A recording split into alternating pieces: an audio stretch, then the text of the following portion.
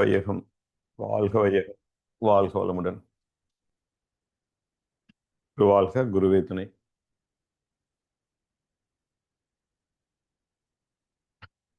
இன்னைக்கு சிந்தனை உரையில நம்ம பார்க்க போறது என்னன்னா, உலக சமாதானம். வேதாத்ரி மகரிஷி சமாதானம் அப்படின்னா என்ன அப்படின்னு சொல்லியிருக்காருன்னா, பிறருடன் ஒத்தும் அமைதியாகவும் வாழ்வதுதான் சமாதானம் அப்படின்னு சொல்லியிருக்காரு. அப்புறம் சமாதானம் வேணும் அப்படின்னாக்கா, தனி மனிதன் முதல்ல சமாதானம் ஆகணும், அமைதியாகணும். அப்புறம் தான் குடும்பம் அமைதியாகும், ஊர் அமைதியாகும், அப்புறம் நாடு, உலகம் அப்படின்ட்டு படிப்படியா அமைதி பரவும், அமைதியாகும். ஆனா அமைதி நமக்கு கெட்டிருக்கு. ஏன் கெடுது? இப்ப நம்ம வீட்டுக்குள்ளேயே பார்த்தீங்கன்னா, குடும்பத்துக்குள்ளேயே பார்த்தீங்கன்னாக்கா கருத்து வேறுபாடுகள் இருக்கு. பக்கத்து வீட்டுக்காரங்களோட ஒத்து போக முடிய மாட்டாங்குது. பங்காளி சண்டை, இந்த மாதிரி நிறைய இருந்துகிட்டே இருக்கு. கடைசியில் பார்த்தீங்கன்னா நாட்டுக்கு நாட்டு சண்டை, போர் தொடர்ந்து நடந்துட்டு தான் இருக்கு. சரி, இந்த அமைதி ஏன் கெடுது? முக்கியமா உணவுக்காகவும் புலனின்பத்துக்காகவும் பிறர் வளத்தை பறிப்பது தான் அமைதி கிடக்கூடிய முக்கிய காரணம்.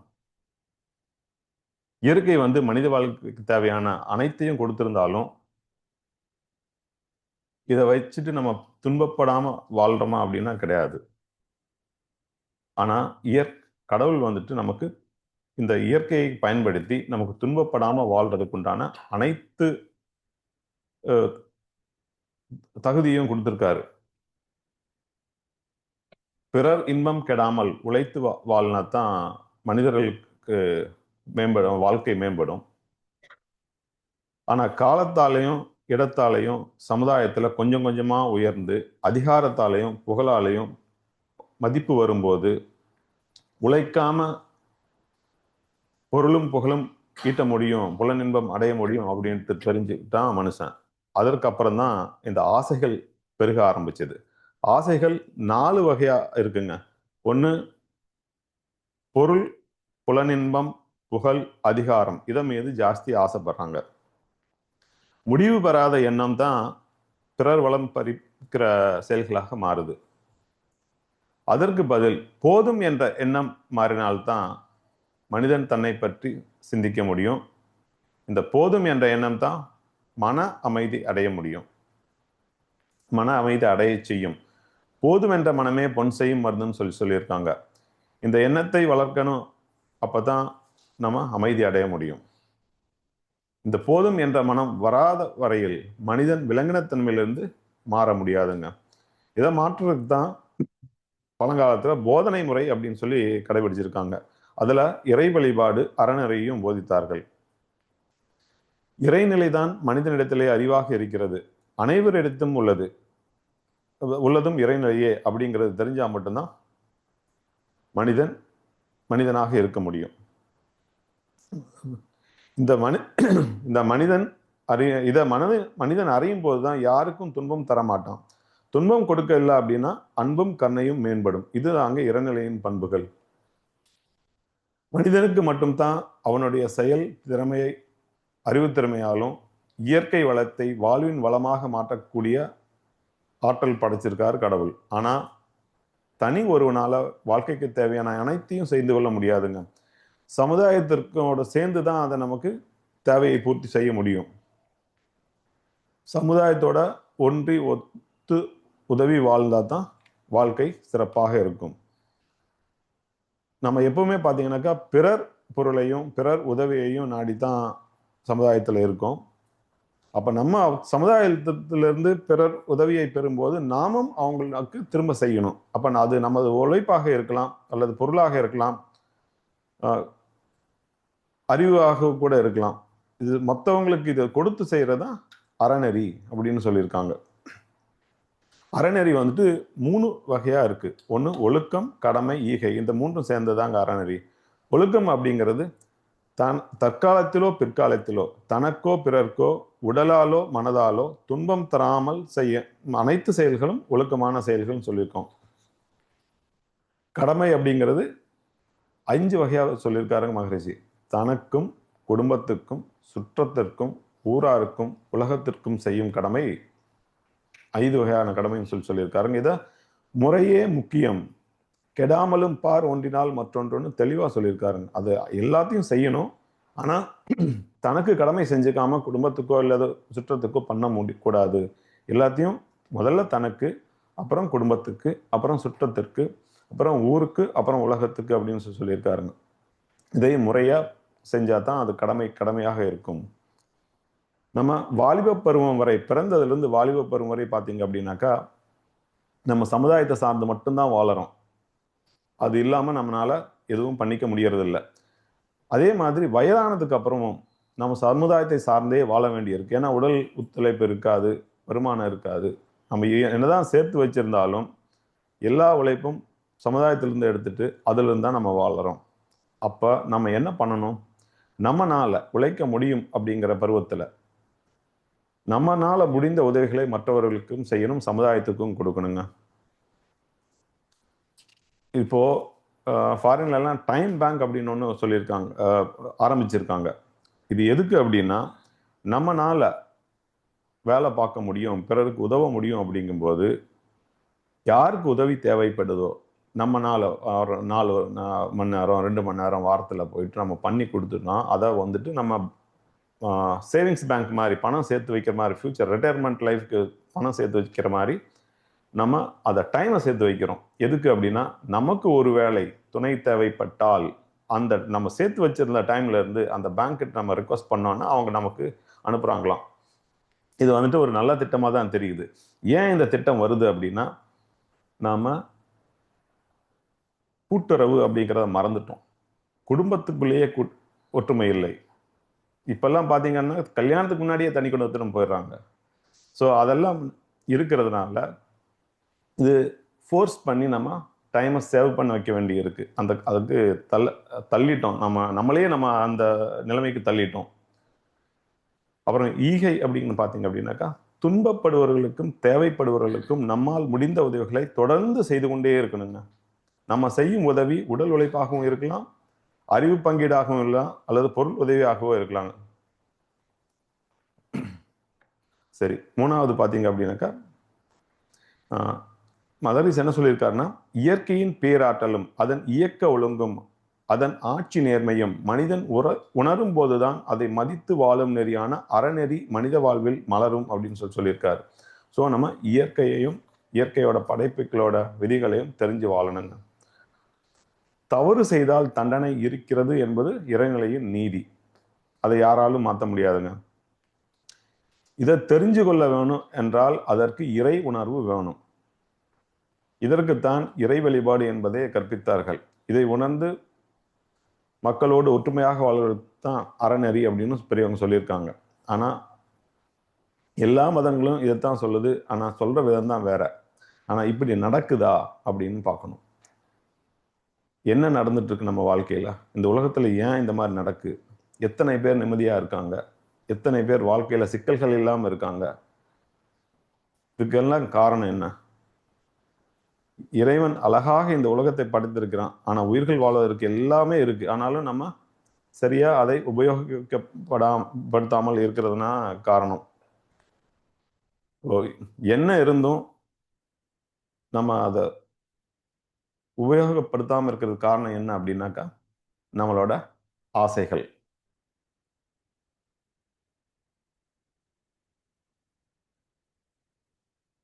அதாவது இந்த இயற்கை நமக்கு இந்த இயற்கையில என்ன இருக்கோ, அதாவது பூமியை படைச்சிருக்கு, நீர் இருக்கு, காற்று இருக்கு, சூரிய ஒளி இருக்கு.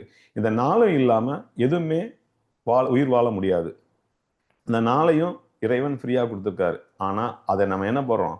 பங்கு போட்டுக்கிட்டு அது எனது உனதுன்னு அடிச்சுக்கிறோம். அதனால பிறர் வளத்தை பறித்துக் கொள்கிறோம். இந்த நிலை மாறணுங்க. இதை சரியான முறையில் பயன்படுத்திக்காம தானும் துன்பப்பட்டு மற்றவர்களுக்கும் துன்பம் தான் கொடுத்துட்டு இருக்கோம். இது காலகாலமா நடந்துட்டு தான் இருக்கு. அதுவே பழக்கமாகியும் மாறிடுச்சு. இதை சரி செய்யணும் அப்படின்னா என்ன பண்ணணும் அப்படின்ட்டு சில பேர் சிந்தித்தார்கள். ஆனா அதை அவர்களால சரியா செயல்படுத்த முடியவில்லை. அதை மற்றவர்கள் அவர்களை அனுமதிக்கவில்லை. ஸோ மனிதன் வந்துட்டு தனது கடமையிலிருந்து தவறி துன்பப்பட்டு கொண்டே தாங்க இருக்காங்க. இப்போ உச்சபட்ச துன்பம் அப்படின்னா எதை சொல்லலாம்? யாராவது சொல்ல முடியுமா? மனிதனுக்குள்ள மிக மோசமான துன்பம் அப்படின்னா மனிதனே கொல்வது. இதுதான் ரொம்ப ஒஸ்ட். இப்போ அதுதான் போர்கள் எல்லாம் நடந்துட்டு இருக்கு. இதுல நடக்குது. எங்கு பார்த்தாலும் சண்டை, போர். இப்போ எனக்கு தெரிஞ்சே கிட்டத்தட்ட 20 வருஷமா எங்கேயாவது ஒரு பக்கம் போர் இல்லாத நாள் இருக்கான்னா கிடையாது. ஏதோ ஒரு பக்கம் உள்நாட்டு சண்டையாவது நடந்துட்டே தான் இருக்கு. 20, 30 வருஷமாவே எனக்கு பார்த்துட்டு தான் இருக்கும். இது ஏன் நடக்குது? இது வந்துட்டு சிலரோட தனிப்பட்ட விருப்பு வெறுப்புக்காக கூட நடக்கலாம். அதுதான் நடக்குது ஆக்சுவலி. இப்போ போர் எப்படி ஆரம்பிச்சது அப்படின்னா, ஏதோ ஒரு காரணத்துல ஒரு ஒரு 2 குழுக்களுக்குள்ளேயே ஒரு சண்டை வந்திருக்கு. அது போரா அப்படியே காலங்காலமா பழக்கத்துல எப்போ வேணா பிரச்சனை வந்துச்சுனாக்கா அவங்களுக்கெல்லாம் அடிக்கிறது, கொல்றது இந்த மாதிரி போயிட்டே இருந்திருக்கு. இப்போ போர் நடக்குது அப்படின்னாக்கா அதுக்கு ஆயுதங்கள் வேணும். ஆயுதங்கள் தயாரிக்கிறதுக்கு கம்பெனிகள் முதலீடு பண்ணி அது ஆயுதங்கள் தயாரித்து போர் செய்யங்களுக்கு வித்துட்டு இருக்காங்க. அதனால ஏகப்பட்ட லாபம் பார்க்குறாங்க. ஸோ அந்த போர் நின்று போச்சு அப்படின்னாக்கா அந்த போர் நின்று போச்சு ஒரு காலத்தில் ஆயுதங்கள் வந்துட்டு உற்பத்தியாளர்களுக்கு வருமானம் குறைஞ்சிருச்சு. அப்போ அவங்க என்ன நினைக்கிறாங்க? ஓ, போர் நடந்தால் தான் நமக்கு வருமானம். சரி, அப்போ போரை எங்கேயாவது ஒன்று கிரியேட் பண்ணுவோன்ட்டு எது செயற்கையாக கூட கிரியேட் பண்ணியிருக்காங்க. அப்போ தான் அவங்க காட்டில் அவங்களுக்கு வருமானம் ஜாஸ்தி வருது. அதே மாதிரி அரசியல்வாதிகள் யாராவது போர் எந்த நாட்டிலேயாவது போர் வந்துட்டு குற்றச்செயல் அப்படின்ட்டு அனௌன்ஸ் பண்ணியிருக்காங்களான்னா கிடையாது. போரில் என்ன பண்ணுறோம்? அடுத்தவங்களை கொல்றோம், கொத்து கொத்தா கொல்றோம். என்கிட்ட இவ்வளோ வெப்பன்ஸ் இருக்கு, ஒரு வெப்பன் போட்டால் இவ்வளோ பேர் சாவாங்க, அதுதான் பெருமையாக பேசிக்கிறாங்க. இந்த அரசியல்வாதிகளும் அதை மாற்ற முன் வரவில்லை. காரணம் என்னன்னா அவங்களுக்கு அதில் பெரிய ஆதாயம், அதை போர் தளவாடங்கள் வாங்குறதுல அவங்களுக்கு பெரிய ஆதாயம் இருக்கு. அதனால அவங்க பண்ண மாட்டேங்கிறாங்க அப்படின்ட்டு மகரிஷி தெளிவாக சொல்லியிருக்காரு. ஒரு பேட்டி, ஒரு சிந்தனை உரையில சொல்லியிருக்காரு. போர்னால கடைசி என்ன நடக்குது? ரெண்டு ரெண்டு குழுக்கள் இருக்காங்க, 2 பேரும் சண்டை போட்டுக்கிறாங்க, நிறைய பேர் சாகுறாங்க. கடைசியில் வெற்றி பெற்றது யார் அப்படின்னாக்கா ஒரு குழு வெற்றி பெறும், அடுத்த குழுவில் மொத்தமாக செத்து போயிடுறாங்க. வெற்றி பெற்றவன் யாரு? எல்லாரும் மற்றவனை கொலை பண்ணது தான், கொலையாளி தான் மிச்சமாக இருக்கான். இதே மாதிரி தொடர்ந்து போர்கள் நடந்துகிட்டே இருந்துச்சு அப்படின்னாக்கா ஒரு ஒரு கட்டத்தில் உலகத்தில் கொலையாளிகள் மட்டுமே மிஞ்சுவார்கள் அப்படின்னு சொல்லியிருக்காரு மகரிஷி. தெளிவாக சொல்லியிருக்காருங்க அது. ஸோ இந்த போர்களை ஒழிக்க வேண்டும் சொல்லியிருக்காரு. இப்போ இந்த ஆயுத உற்பத்திக்கு ஆகக்கூடிய திறமையையும், அதாவது விஞ்ஞான அறிவையும் ஆக்கப்பூர்வமாக செலவு பண்ணோன்னா நிறைய முன்னேற்றம் காணலாம், அமைதி நிறையா கிடைக்கும்னு சொல்லியிருக்காரு. ரெண்டாவது, போர்களுக்கு ஆகக்கூடிய செலவுகள் 10% மட்டுமே போர் வேண்டாம் அப்படிங்கிறதுக்காக பயன்படுத்தணும்னா போர் இல்லாமல் நிறுத்திடலாம் அப்படிங்கிட்டு சொல்றாருங்க. அவ்வளவு செலவாகுது அப்படின்ட்டு. அது இப்புள்ள ஆயுதங்கள் எல்லாம் கணக்கு பார்த்தீங்க அப்படின்னாக்கா ஒரு கணக்கு சொல்லியிருக்காரு. 90s பேசும்போது அவர் சொல்லியிருக்காரு, உலகத்தை 200 முறை அழிக்கக்கூடிய அளவு ஆயுதங்கள் உலகத்துல இருக்கு. இந்த உலகத்தை உள்ளவங்களை 200 முறை அழிக்கக்கூடிய அளவுக்கு ஆயுதங்கள் இருக்கு அப்படின்னு சொல்லியிருக்காரு. அப்போ அவ்வளவு ஆயுதங்கள் அப்பவே இருந்திருக்கு. ஆனா இப்போ வந்துட்டு மறுபடியும் ஜாஸ்தி பண்ணிட்டு தினம் தினம் பெருக்கி கொண்டே தான் இருக்கிறாங்க. இதெல்லாம் தேவையா அப்படின்னு கேட்டிருக்காரு. இதெல்லாம் சரி பண்ணணும்னா என்ன பண்ணணும் அப்படின்னு சொல்லிட்டு ரொம்ப காலம் முன்னாடி, ஒரு 60-70 வருஷம் முன்னாடி, 100 வருஷம் இருக்கும்னு நினைக்கிறேன், ஐநா சபை அப்படின்னு சொல்லிட்டு ஒரு சபை உருவாக்கியிருக்காங்க. அந்த சபையோட நோக்கம் என்ன அப்படின்னாக்கா, உலகத்தில் உள்ள சண்டை நடக்காமல் பார்த்துக்கணும், உலகத்தில் அமைதி ஏற்படுத்தணும் அப்படின்ட்டு. ஆனால் அந்த சபையோட குறிக்கோளே இல்லாமல் போயிடுச்சு. அவங்க என்ன பண்ணுறாங்க? அறிக்கை மட்டும்தான் அவங்களால கொடுக்க முடியுது. காரணம் என்னன்னா, அதிகாரம் இல்லை, அவங்களுக்கு சரியான அதிகாரம் இல்லை. அப்போ இந்த உலகம் அமைதியாக வேணும்னா என்ன செய்யணும்? ஐநா சபையோட செயல்பாடுகளில் என்ன மாற்ற வேண்டும் அப்படின்ட்டு மகரிஷி ஆராய்ந்து ஒரு வாய்ப்பும் அதை கிடைச்சிருக்கு அவருக்கு. 1975 ஐநா சபையில் அவர் பேசியிருக்காரு. ஜனவரி மாதம் பேசினதா சொல்லியிருக்காரு. அதாவது அவர் ஒரு ப்ரொபோசலை என்ன கொடுத்துருக்காரு அப்படின்னா, எல்லா நாடுகளுக்கும் இந்த சபையில் உறுப்பினர்களாக அங்கம் வகிக்கணும்னு சொல்லியிருக்காரு. அந்த காலத்தில் வந்துட்டு 2 பங்கு நாடுகள் தான் அந்த சபையில உறுப்பினர் ஆயிருக்காங்க. மீதி பேர் ஆகல. ஏதோ ஒரு காரணத்தினால. அவங்க அப்ப என்ன சொல்றாருன்னா, எல்லா நாடுகளும் இந்த சங்கத்தில் உறுப்பினரானால் மட்டுமே இதை பத்தி முடிவெடுக்க முடியும் அப்படின்ட்டு எல்லா நாடுகளையும் உறுப்பினர்களாக சேர்த்தணும் அப்படின்ட்டு ப்ரொபோசல் கொடுத்திருக்காரு. 2வது, இந்த உறுப்பினர்களின் எண்ணிக்கை நாட்டு மக்களோட எண்ணிக்கை மக்கள் தொகை கணக்கெடுப்படி அதுக்கு ப்ரொபோர்ஷனேட்டா இருக்கணும்னு சொல்லியிருக்காரு. 2வது, அப்புறம் தவறு செய்யும் நாடுகளை கட்டுப்படுத்தும் அதிகாரம் அந்த ஐநா சபைக்கு வேணும்னு சொல்லியிருக்காரு. இப்போ வந்துட்டு யாரையும் ஒன்றும் சொல்ல முடியாது. சொல்ல முடியுமா ஒழிய யாரையும் கண்ட்ரோல் பண்ண முடியாது. அந்த நிலைமையில தான் இருக்கு. 2வது, இந்த ஐநா சபை வந்துட்டு எல்லா நாடுகளோட பார்டர்ஸ் எல்லாத்தையும் பாதுகாக்கக்கூடிய பொறுப்பை அதை ஏற்படுத்தி கொண்டு அது செயல்படுத்தணும். ஒரு வகை செயல்படுத்தியாச்சு அப்படின்னாக்கா மற்ற நாடுகளுக்கெல்லாம் இராணுவமே அவசியம் இல்லை அப்படின்றாரு. அப்ப இராணுவத்தை எல்லாம் கலைச்சிடலாம் அப்படின்றாரு. அதுக்கு ஒத்துக்கணும், எல்லாரும் ஒத்துக்கணும். அதுக்கு அதை கட்டுப்படுத்தக்கூடிய அதிகாரம் ஐநா சபைக்கு வேணும்னு சொல்லியிருக்காரு. அப்ப எல்லைகள் அனைத்தையும் கட்டுப்படுத்தியாச்சு அப்படின்னா இராணுவம் அவசியம் இல்லை. அப்ப இராணுவ வீரர்கள் என்ன பண்றது? அவங்களெல்லாம் சேவை பண்ணிட்டு இருக்காங்க. அவங்களோட சேவையை எங்க தேவைப்படுதோ உலகில் பின்தங்கிய மக்களுக்கும் பின்தங்கிய நாடுகளுக்கும் அவர்களை அனுப்பி அவர்கள் மூலமாக அந்த பின்தங்கியவர்களையும் முன்னேற்ற வேண்டும் அப்படின்னு சொல்லியிருக்காருங்க. ஒரு சரியான திட்டமா கொடுத்திருக்காரு. அதாவது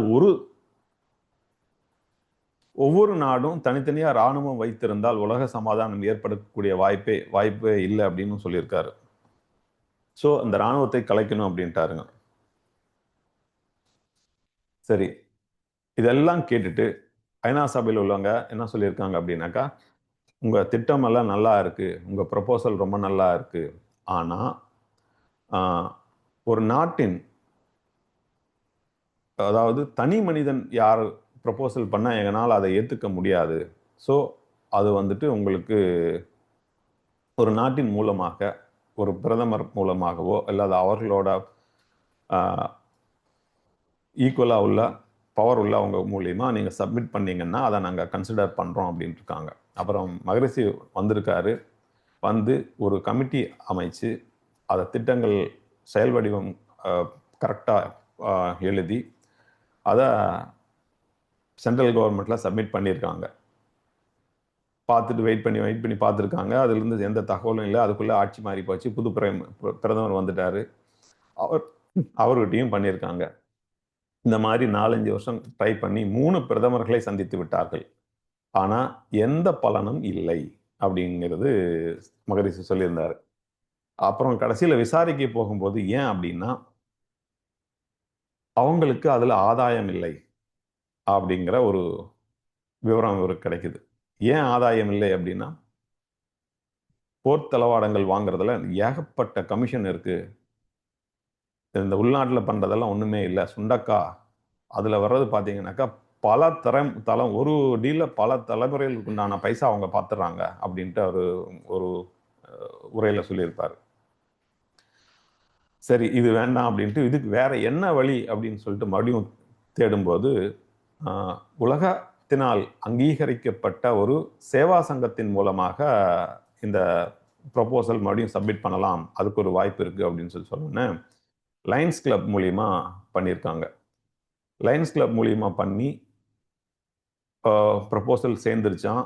ஆனால் திரும்ப ஏதோ ஒரு காரணத்தினால அதை ஃபாலோ பண்ண முடியாமல் அது அப்படியே கிடப்பில் போயிடுச்சுங்க. சரி, இந்த முடிவை அவர் என்ன பண்ணார் அப்படின்னா, சரி தள்ளி வச்சிருவோம், இது நடக்கிற மாதிரி தெரியல அப்படின்ட்டு வேற என்ன முடிவு பண்ணலாம் அப்படின்ட்டு இருக்கும்போது வேற ஒரு ஒரு இதுதான் கரெக்ட் அப்படின்ட்டு அதை செயல்படுத்த ஆரம்பிக்கிறார். இப்போ ஒரு சின்ன ஒரு கதை சொல்லியிருப்பாரு. அவர் சொன்ன கதை தான் அது. ஒரு வீட்டில் ஒரு அப்பா, அவர் வந்துட்டு புக்கு நிறைய படிக்கிறவர். அவருக்கு ஏதோ ஒரு நாள் வந்துட்டு ஒரு உலக வரைபடம் கிடைக்குது. சரி, அதெல்லாம் பார்த்துட்டு சரி இது நமக்கு எப்போவாவது உபயோகத்துக்கு ஆகும் அப்படின்னு சொல்லிட்டு அதை பார்த்துட்டு அவர் டேபிள் மேலே அதை மடித்து வச்சிடறாரு. வச்சுட்டு அவர் வேலைக்கு போயிடுறாரு. திரும்பி வந்து பார்க்கும்போது அந்த வரைபடத்தை காணோம்.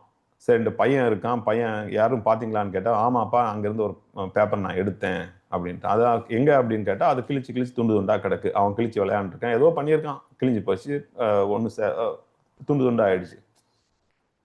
அதுக்கப்புறம் அவங்க அப்பா வந்துட்டு இல்லை அது தேவைப்படுமே அப்படின்னு சொல்லிட்டு அதை விட்டு சேர்த்த முயற்சி பண்ணியிருக்காரு. அவரால் முடியல. ரொம்ப நேரம் ட்ரை பண்ணி என்னென்னமோ பண்ணி பார்த்துருக்காரு, அவரால் முடியல. சரி அப்படின்ட்டு, என்னப்பா இந்த மாதிரி பண்ணிட்டியே அப்படின்னு சொல்லி அப்போ பையன்கிட்ட கேட்கவுடனே, சரிப்பா நான் ட்ரை பண்ணுறேன் அப்படின்ட்டு அவன் ட்ரை பண்ணால் கொஞ்சம் நேரத்தில் பண்ணி முடிச்சிட்டான்.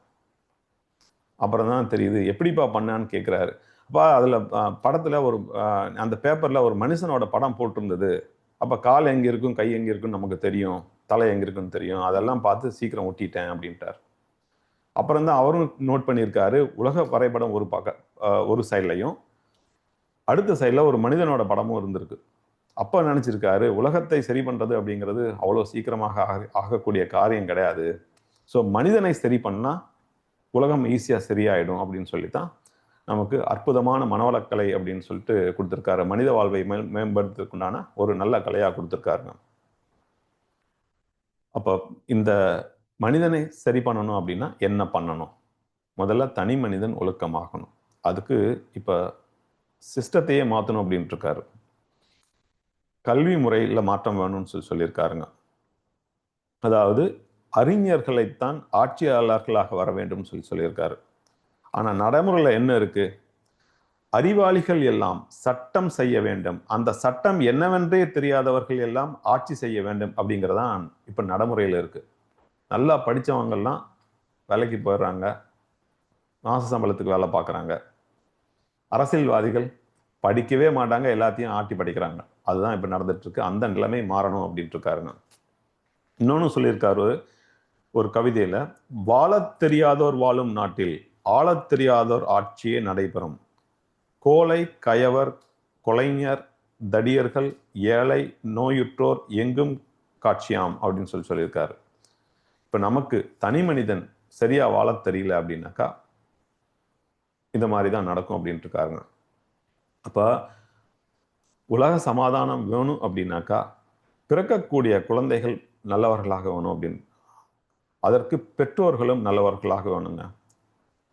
கரு உருவாகிறதுல இருந்து குழந்தை பிறக்கும் வரையில் பெற்றோர்களின் மனநிலை எப்படி இருக்கோ அதோட பாதிப்பு அந்த குழந்தைக்கு கண்டிப்பா இருக்கும். ஸோ எதிர்மறையான எதையும் செய்ய வேண்டாம், நேர்மறையானது மட்டும்தான் செய்யணும் அந்த காலத்துல அப்படின்னு சொல்றாரு. இப்போ என்ன பண்றோம்? டிவி சீரியல் தான் நமக்கு பொழுதுபோக்கே.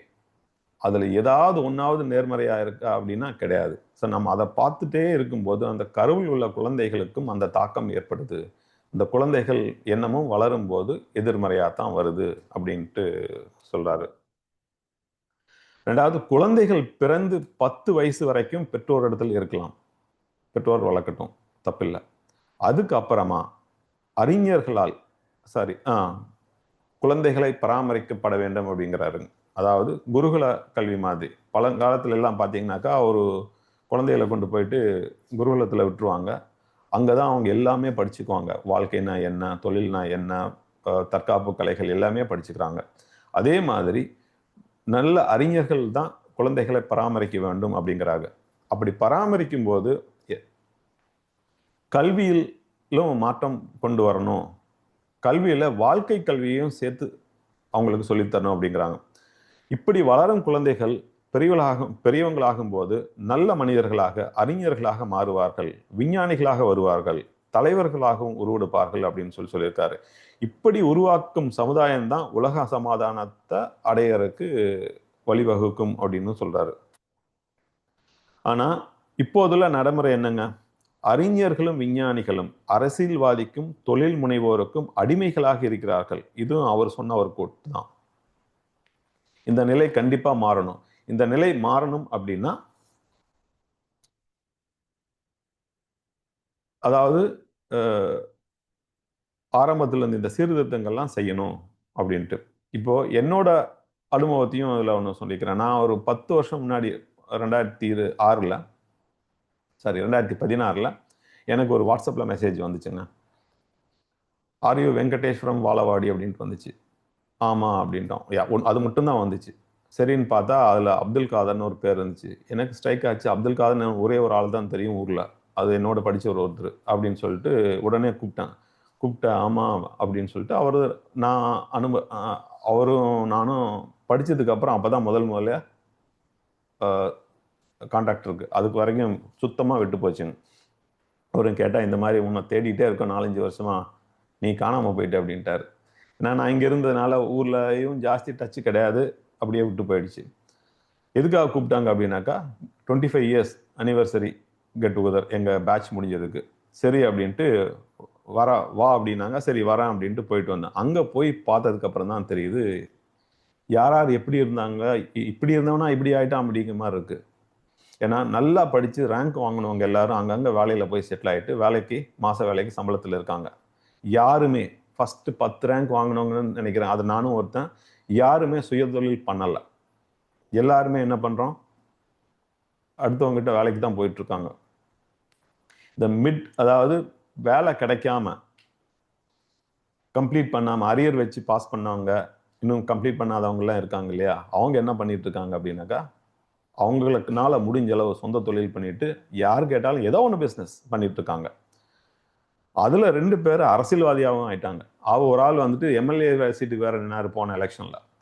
அவங்க எல்லாம் பாத்தீங்கன்னாக்கா படிக்கிற காலத்திலேயே சரியான தெல்லவாரித்தனம். இது வந்துட்டு என்னோட அனுபவத்துல நடந்தது, நான் பார்த்தது. அப்படி இருக்கிறாங்க. ஓகே, நல்லதுதான் நடக்குது. அவங்க தான் இப்போ நம்ம ஆட்சி செஞ்சுட்டு இருக்காங்க. அந்த மாதிரி ஆட்கள் தான். அதான் நிலை மாறணும் அப்படிங்கிறாரு. மனித சமுதாய வளர்ச்சிக்காக விஞ்ஞானம் பயன்பட வேணும்னு சொல்றாருங்க. அறிஞர்கள் தான் வழி நடத்தணும் அப்படிங்கிறாரு. உலக அமைதி ஏற்பட இதெல்லாம் கரெக்டா திட்டம் செயல்பட்ட வந்துச்சு அப்படின்னாக்கா இந்த உலக அமைதி ஏற்படுறதுக்கு 150 வருஷம் ஆகும் அப்படின்னு சொல்லியிருக்காரு மகரிஷி. அவர் சொல்லியே கிட்டத்தட்ட 50 வருஷம் ஆயிடுச்சு. பட் நம்பிக்கையோட இருப்போம், இன்னொரு 100 வருஷத்துல உலக அமைதி ஆகும் அப்படின்ட்டு. இந்த உலக அமைதி ஏற்படுறதுக்கு ஒரு 14 திட்டம் கொடுத்துருக்காருங்க. அதுல ஒரு கவிதையில கொடுத்திருக்காரு. அந்த கவிதையை மட்டும் இப்ப படிக்கிறேன். போரில்லா நல்லுலகம், பொருள்துறையில் சமநீதி, நேர்மையான நீதிமுறை, நில உலகுக்கோர் ஆட்சி, சீர் செய்த பண்பாடு, சிந்தனையோர் வழி வாழ்வு, சிறப்புணர்ந்த பெண் மதிப்பு, தெய்வ நீதி வாழ்தல், தேர் திருவிழா தவிர்த்தல், சிறுவர்க்கே விளையாட்டு, செயல் விளைவு உணர்கல்வி, சீர்காந்த நிலை விளக்கம், பார் முழுவதும் உணவு நீர் பொதுவாக்கல், பல மதங்கள் பல கடவுள் பழக்கம் ஒழித்து உண்மை ஒன்றை தேர்ந்தெடுத்தல் அப்படின்னு சொல்லிட்டு இதெல்லாம் பண்ணினால் உலக சமாதானம் அடையும் அப்படிங்கிறது வேதாத்திரியத்தோட கருத்துங்க. இப்போ நான் என்ன நினைக்கிறேன் அப்படின்னா, உலக சமாதானத்திற்கு முதல் படியா நான் நினைப்பது இரண்டொழுக்க பண்பாடு. அதாவது நம்ம எல்லாரும் அதை கடைபிடிச்சோம் அப்படின்னாக்கா அட்லீஸ்ட் நம்ம பிறருக்கு துன்பம் தராமல் இருக்கலாம், பிறருக்கு உதவலாம். நான் எனது வாழ்நாளில் யாருடைய உடலுக்கும் மனதுக்கும் துன்பம் தர மாட்டேன், துன்பப்படுவோருக்கு என்னால் முடிந்த உதவிகளை செய்வேன். இந்த 2 ஒழுக்க பண்பாட்டில் மட்டும் நீங்க பார்த்தீங்க அப்படின்னாக்கா பாதி பிரச்சனை சால்வ் ஆயிடும்.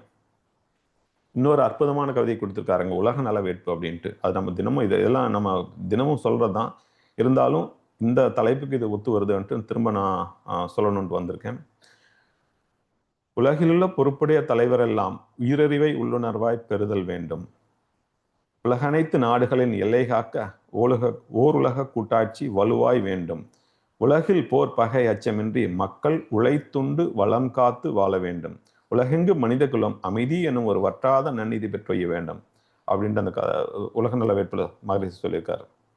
இப்போ இதுவரைக்கும் என்னென்ன படித்தோம், ஐநா சபையை பற்றி பேசியிருக்காரு, தலைவர்களை பற்றி பேசியிருக்காரு, அடுத்தவங்க பயம் இல்லாமல் இருக்கணும் அப்படின்ட்டு தனி மனிதனத்தை பற்றி பேசியிருக்காரு. இதெல்லாம் இருந்தது அப்படின்னாக்கா உலகம் அமைதி ஆகும் அப்படின்னு சொல்லியிருக்காருங்க. அப்போ நம்ம இது மட்டும் சொல்லலை, இந்த உலகம் அமைதி ஆகணும் அப்படின்னாக்கா நம்ம வேதாத்திரியத்தில் உள்ளவர்கள் வேதாத்திரிய ஆசிரியர்களாக மாறி ஒவ்வொருத்தரும் ஆண்டுக்கு 10 பேர்த்தையாவது வேதாத்திரியர்களாக மாற்ற வேண்டும். அப்போ ஆகும்போது 10 100 ஆகும், 100 1000 ஆகும். அப்படியே பெருகி போகும்போது திரட்சி முறையில் இந்த சாதனையை அடையலாம் அப்படின்னு சொல்லியிருக்காருங்க. இதோட என்னோட உரையை முடித்துக் கொள்கிறேன். வாழ்க வளமுடன். வணக்கம்.